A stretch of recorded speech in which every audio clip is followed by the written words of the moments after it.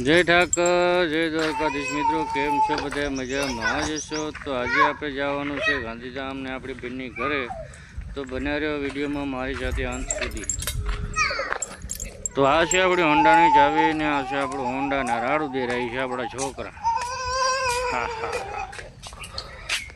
તો ઘરેથી આપણે નીકળી ગયા ને આવી ગયા પેટ્રોલ પંપે ને અહીંયાથી પુરાવી લીધું પેટ્રોલ.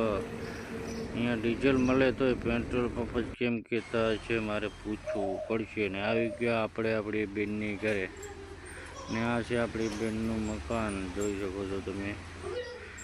અને ભાણે જે છે રહ્યો ને આપણી બેન તો કામકાજ કરે છે. હા, લુગડા સીવાનું કામકાજ ચાલુ છે. આ રીક્ષામાં જોયું પણ મારું થોબડું દેખાણું જ નહીં. અરે અને પછી બેન બની ગયા રસોઈ બનાવવા અને ચૂલો પાકે છે રોટલામાંથી. અરે સોરી, રોટલો પાકે છે ચૂલામાંથી. અને બનાવી લઈ આવ્યા તો એક નવી સકડી લાઇટવાળી. જો સકડી કરતા આને હરખ જો, એ હરખ પુદુડો.